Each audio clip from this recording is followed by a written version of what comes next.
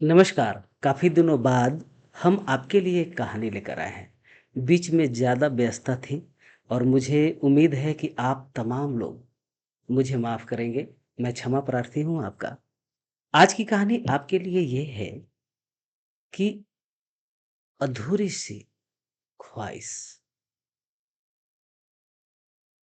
वो अधूरी-सी ख्वाहिश कौन-सी है? ये आपको पता चलेगा इस कहानी को अंत तक आप सुनेंगे या बने रहेंगे तब। प्रीति और प्रीतम, ये 2 ऐसे नाम, ये नाम की वजह से दोनों को एक दूसरे से प्यार हो जाता है। 3 साल पहले से वो एक दूसरे को जानते रहते हैं। लेकिन अपने माँ-बाप को जब वो बताते हैं 3 साल बाद, तो दोनों परिवार ये फैसला करते हैं कि ये प्रीति और प्रीतम को एक कर दिया जाए। हालाँकि दोनों का राज्य अलग था, दोनों की कास्ट अलग थी, समाज अलग था, रहन-सहन अलग था, वातावरण अलग था। लेकिन वो कहते हैं ना कि जब प्यार हो जाए, तो प्यार में सब जायज़ है और उसी प्यार की वजह से ये 2 परिवार आपस में मिल गए थे। दोनों की गृहस्थी बहुत सुंदर चल रही थी। प्रेम तो इतना था कि दिन प्रतिदिन वो बढ़ता ही जा रहा था। देखने में ऐसा लगता था कि अभी इनकी शादी नहीं हुई ही है। शादी किए हुए 6 साल बीत चुके हैं, इसके बावजूद भी ऐसा लगता है कि अभी तो शादी करना बाकी है इनका। इतना प्रेम एक-दूसरे से। बातचीत चलती थी। घर में सब काम करते हुए जब दोनों इकट्ठा होते थे, तो राजनीति पे बात, देश-दुनिया की बात, खेल-कूद की बातें, तमाम बातें हुआ करती थी, नोक-झोंक हुआ करता था और बड़े प्रेम से रहते थे। ऐसा नहीं था कि दोनों में झगड़ा नहीं होता था, झगड़ा भी होता था। लेकिन प्रीति कभी प्यार से प्रीतम को अपने गले लगा लेती थी और कहती थी, "अरे छोड़ो ना यार, होते रहता है।" प्रीतम भी प्रीति को बड़े प्यार से गले लगा लेता था और कहता था कि चलो यार छोड़ो, हो गया ना बात। और इस तरह से उनकी ज़िंदगी बहुत आराम से और प्रेम भरा गुज़र रहा था। एक लड़का था और दूसरा मेहमान उस घर में आने वाला था और ज़्यादा नहीं समय था, बस 2-3 महीने के अंदर आने वाला ही था। दिन-रात प्रीतम मेहनत करता था, चूँकि अभी उनके घर में एक नया मेहमान आने वाला था। तो प्रीति अपने बड़े बेटे को ये कहा करती थी कि बेटा आप परेशान ना हो, मैं आपके लिए बाज़ार जाऊँगी और बाज़ार से एक ऐसा गुड्डा या गुड़िया लेकर आऊँगी जो आपके साथ हँसेगा, खेलेगा, कूदेगा। तो उनका जो बड़ा लड़का था प्रीति का, वो खुश हो जाया करता था। बस यूँ ही ज़िंदगी मस्ती में कट रही थी। उनकी तरक्की भी दिन-रात बहुत अच्छे तरीके से हो रही थी। उनकी तरक्की को देखकर आस-पास पड़ोस वाले, दोस्त, परिवार के मन में भी कहीं न कहीं जलन की भावना उत्पन्न हो रही थी। ज़िंदगी अच्छे तरीके से चल ही रही थी। कभी-कभी प्रीति उदास हो जाया करती थी और उदास बस इतने पल के लिए होती थी कि प्रीतम कभी-कभी उसे देख भी नहीं पाता था। प्रीतम की नज़रें कभी प्रीति के ऊपर जाता था कि वो उदास है, तो प्रीतम पूछता था कि प्रीति क्या हुआ? क्या बात है? किस बात से तुम उदास हो? तो प्रीति हँसकर कह देती थी, ठीक है ना यार, कोई बात नहीं, बस बस यूँ ही मेरा मन लग नहीं रहा था। अब समय गुज़र रहा था।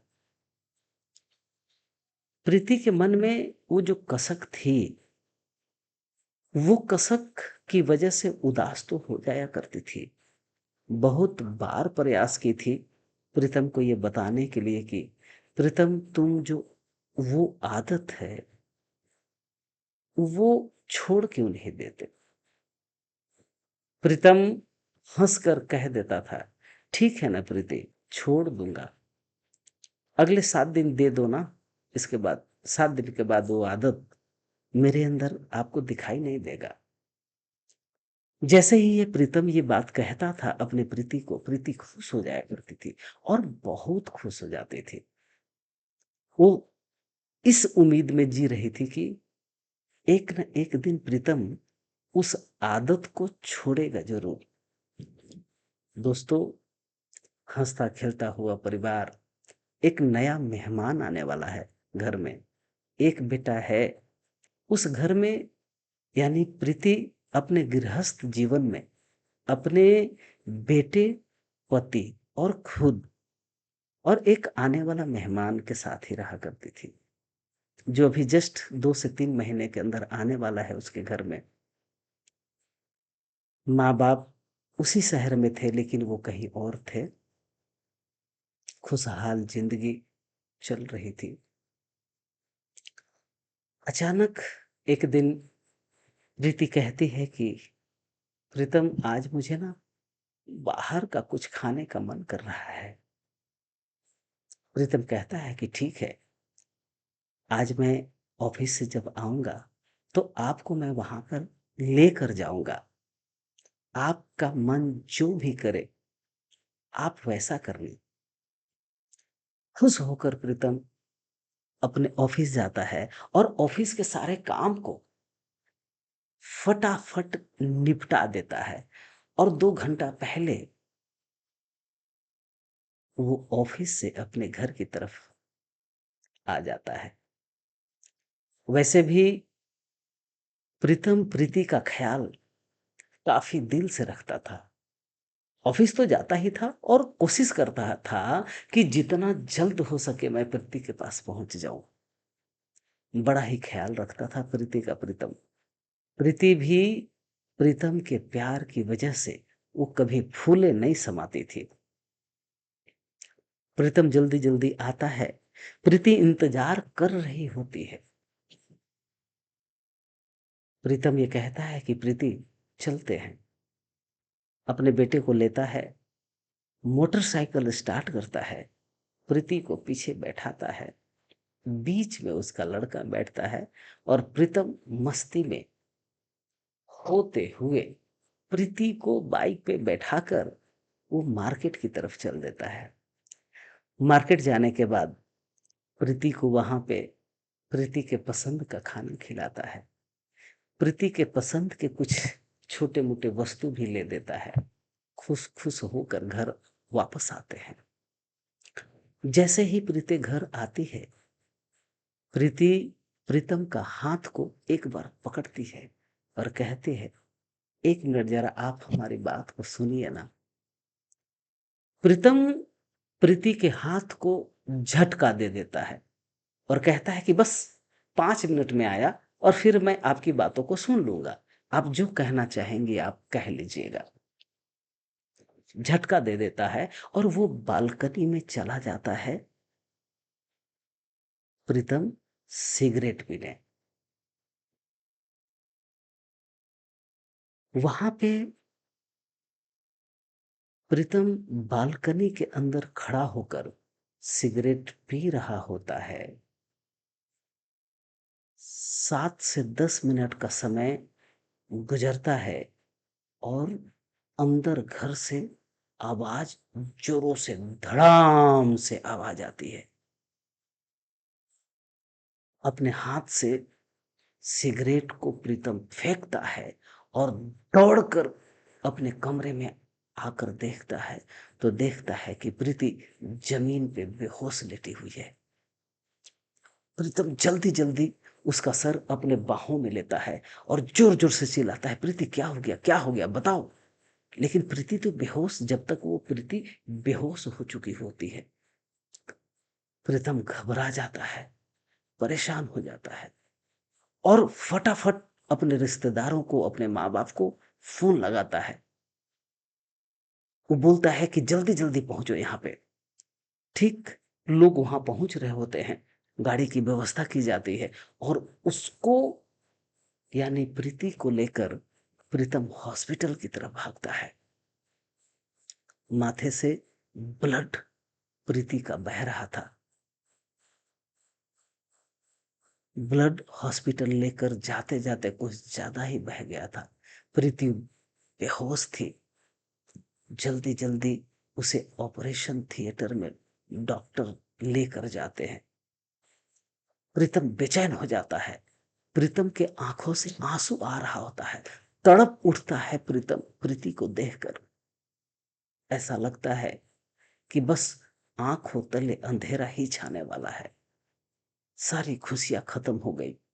सब कुछ लूट गया। ऐसा लगता है प्रीतम को। ऐसा लगता है कि कोई शरीर से प्राण को निकाल कर लेकर चला गया हो। बेचैन हो जाता है। प्रीति अंदर जाती है। डॉक्टर उसे ट्रीटमेंट करने के लिए अनेकों प्रकार की व्यवस्थाएं करते हैं। एक डॉक्टर बाहर आता है। प्रीतम पूछता है, डॉक्टर साहब बताइए ना प्रीति कैसी है। डॉक्टर कहते हैं कि घबराने की आवश्यकता नहीं है। अभी आप थोड़ी देर के लिए शांत रहिए, हम लोगों को काम करने दीजिए। 1 घंटा गुजर जाता है। सारा परिवार मायूस है। दुख का पहाड़ टूटा हुआ है। ऑपरेशन थिएटर के बाहर पूरे परिवार रोते हुए बैठे हुए हैं। एक दूसरे को सांत्वना भी दे रहे हैं। परेशानियां काफी हैं। इंतजार में हैं कि कब डॉक्टर आए और गुड न्यूज दे कि प्रीति को कोई किसी भी प्रकार का खतरा नहीं है। जैसे ही समय गुजरता है, 1 घंटा होता है, डॉक्टर बाहर आता है और वो कहता है प्रीतम से कि प्रीतम, प्रीति मां बनने वाली थी। चोट ज्यादा होने की वजह से बच्चा पेट के अंदर ही डेड कर गया है। ऑपरेशन करके उसे हमने बाहर निकाला है, लेकिन बच्चा तो ऑलरेडी पहले से डेड हो चुका है। अब प्रीति की जो जान है उसे बचाने के चक्कर में हम लोग हैं। प्रीतम ये जब सुनता है तो प्रीतम के जमीन के पैरों के नीचे से जमीन खिसक जाती है। प्रीतम सीधे नीचे बैठ जाता है और डॉक्टर के पैर को पकड़कर कहता है कि डॉक्टर साहब, अभी जो हो गया वो हो गया। प्रीति के जान को आप बख्श दीजिए। प्रीति की जान वापस आनी चाहिए। प्रीति को कुछ नहीं होना चाहिए। डॉक्टर साहब, मेरी प्राण निकाल लो, आप मेरा सब कुछ ले लो, मेरा प्राण प्रीति के अंदर डाल देना, लेकिन कुछ होने मत देना प्रीति को। डॉक्टर कहता है कि आप धीरज से काम ले, आप तमाम लोग हमें काम करने दे। समय गुजर रहा होता है। बच्चा भी घर पे अकेले है। प्रीतम अपनी सासू मां को कहता है कि आप सीधे बच्चे को देखने जाइए, क्योंकि किसी नौकर के भरोसे बच्चे को छोड़ा भी नहीं जा सकता है। मां जल्दी जल्दी जाती है और बच्चे को लेकर आ रही होती है। जैसे ही बच्चे को साथ में लेकर हॉस्पिटल के लिए आने लगती है, तो वो देखती है कि बच्चे के हाथ में ना एक पेपर है और पेपर पे कुछ लिखा हुआ है। वो मां पूछती है पेपर कहाँ से मिला। तो वो बच्चा कहता है कि माँ के तकिए के नीचे रखा हुआ था, मैं वहां से ही निकाला। जब तकिए को साइड किया तो वहां पे ये पेपर रखा हुआ था और बस मैंने वहीं से लिया है। माँ बच्चे को लेती है और सीधे हॉस्पिटल आती है। वो पेपर सीधे प्रीतम के हाथ में देती है। क्योंकि माँ पढ़ नहीं सकती थी, क्योंकि प्रीतम की जो सासू माँ है वो ज्यादा पढ़ी लिखी नहीं थी। प्रीतम जैसे ही वो पेपर को अपने हाथ में लेता है, तो उसकी नजर जैसे ही वो पेपर पे पड़ता है, वो पहचान जाता है कि ये पेपर को प्रीति ने ही लिखा हुआ है। और उस पेपर पे ऐसा भी है कि कुछ-कुछ ऐसे स्याही हैं जो थोड़े से पानी लगने की वजह से इधर-उधर हुए पड़े हैं। थोड़ा-सा कलर अ, चारों तरफ बिखरा हुआ-सा है और चूँकि प्रीतम ये जानता था कि प्रीति जब भी कुछ लिखती है, तो उसके नीचे डेट और सिग्नेचर और डेट ज़रूर लिखती है। जब डेट देखता है, तो वो डेट तो आज का ही था, सिग्नेचर भी प्रीति ने किया हुआ है। उस पत्र को प्रीतम पढ़ता है, उस पत्र में लिखा हुआ था कि प्रीतम, मैं आपके प्रेम में ऐसी डूबी हुई हूँ कि शायद मैं सातों जन्म तक भी माँगूँ, तो वो भी कम पड़ेगा। आपने वो सारी खुशियाँ दी। आप बहुत प्यार करते हैं, बहुत केयरिंग करते हैं। उस दिन याद कीजिए प्रीतम, जब मैं पहली बार आपसे मिली थी और आपने कहा था कि प्रीति, क्या तुम मेरी साँस को अपने साँस में समाने का हक दे सकती हो क्या? समा सकती हो क्या? याद है ना आपको प्रीतम? यही बात तो आपने कहा था। मैं बहुत सोच में पड़ गई थी, आखिर करूँ तो क्या करूँ? काफ़ी दुविधा थी हमारे सामने उस समय कि मैं आखिर क्या करूँ? मैं अपनी साँसों को आपके साँसों में अभी के अभी घोल दूँ क्या? समाज का बंधन था, जिसकी वजह से मैं कर न सकी और आपसे जब भी प्यार हुआ, तो आपके इसी शब्द की वजह से हुआ था कि मैं अपनी साँस को आपके साँसों में घोल दूँ, लेकिन हो ना सका। प्रीतम, मैं आपकी पत्नी बन गई, उसी शब्दों की वजह से। आपने बड़ा ख़्याल रखा आपने मेरा। हँसता-खेलता हुआ परिवार हमारा था, हमारा है। प्रीतम, काश आज आप मेरी वो बात मान लेते। मैं कुछ कहना चाहती थी। आपने 2 मिनट का समय भी नहीं दिया मुझे। आपने मुझे सुना ही नहीं। मैं आपकी साँसों को अपने साँसों में उसी दिन से घोलने के लिए उत्सुक रहती हूँ, तत्पर रहती हूँ। कैसे घोलूँ? मैं कैसे बताऊँ आपको कि मैं क्यों ना कर सकी? क्योंकि ये जो आपकी आदत है सिगरेट पीने की, वो मुझे बहुत परेशान करती है। जब भी आप सिगरेट पीते हैं, आपका जो मुँह है, वो सिगरेट के गंध से भरा हुआ होता है। सिगरेट से इतनी एलर्जी है कि मैं परेशान हो जाती हूँ। दिमाग काम करना बंद कर देता है। मैं ये बात आपको कितनी बार अनुरोध करके बताई, लेकिन आपने तो हमेशा टाल दिया कि बस 6 दिन बाद, 7 दिन बाद, 10 दिन का समय दे दो, फिर आपको ऐसा शिकायत का मौका नहीं दूँगा। लेकिन फिर भी आपने ऐसा किया नहीं और जिसके कारण मैं आज तक अपनी साँसों को आपके साँसों में घोल ना सकी। प्रीतम, जब आप ये कहे थे पहली बार कि 7 दिन बाद मैं ये आदत छोड़ दूँगा, तो दुनिया की सारी खुशी मुझे मिल मिल गई थी। मुझे कुछ नहीं चाहिए था आपसे, कोई दौलत नहीं चाहिए थी। बस यही वादा चाहिए था और मैं उस दिन खुश हो गई थी और उस दिन का इंतज़ार आज तक मैं कर रही थी कि कब आप अपनी वो आदत को छोड़ेंगे और मैं अपनी साँस को आपके सांसों में घुल सकूं। 6 साल हो चुके हैं, मैंने कभी भी आपके होठों को अपने होठों से सटने नहीं दे पाई। ये ख्वाहिश आज तक रह गई। आज आपने काफी देर से सिगरेट को हाथ नहीं लगाया था।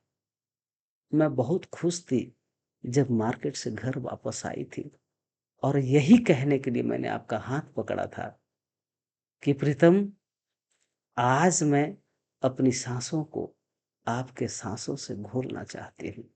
लेकिन आपने सुना ही नहीं। आपका प्यार के लिए बहुत बहुत धन्यवाद। आपकी प्रीति। दोस्तों, प्रीतम जब ये पत्र को पढ़ता है, सीधा जमीन पे दोनों घुटने के बल जोर से बैठ जाता है, बेचैन हो जाता है, तिल मिला उठता है। ये समझते समझते, ये पढ़ते पढ़ते देर हो जाती है।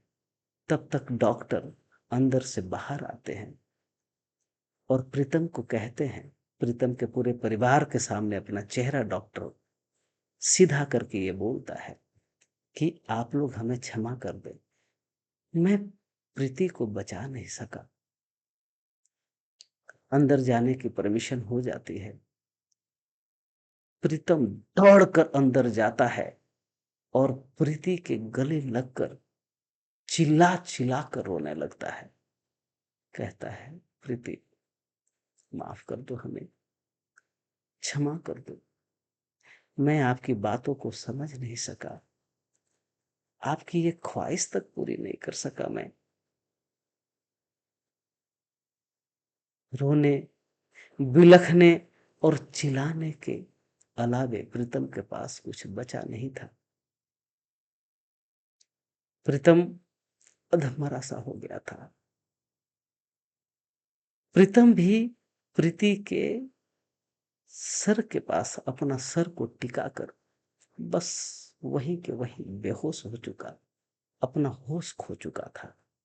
क्या हो गया, कैसे हो गया, क्यों हो गया, इसी उधेड़-बुन में प्रीतम को कब होश आता है उसे भी पता नहीं। दोस्तों, आज की कहानी में बस इतना ही। इस कहानी से ये सीखने को मिलता है कि छोटी छोटी जो ख्वाहिशें हैं वो बहुत मायने रखता है जीवन के लिए। घर परिवार, गृहस्थ जीवन के लिए एक दूसरे का कद्र करना, एक दूसरे के लिए जीना, एक दूसरे के मनोभाव को समझकर जीवन को आगे बढ़ाने की आवश्यकता है। आज की कहानी में बस इतना ही। बहुत बहुत धन्यवाद। जय हिंद, जय भारत।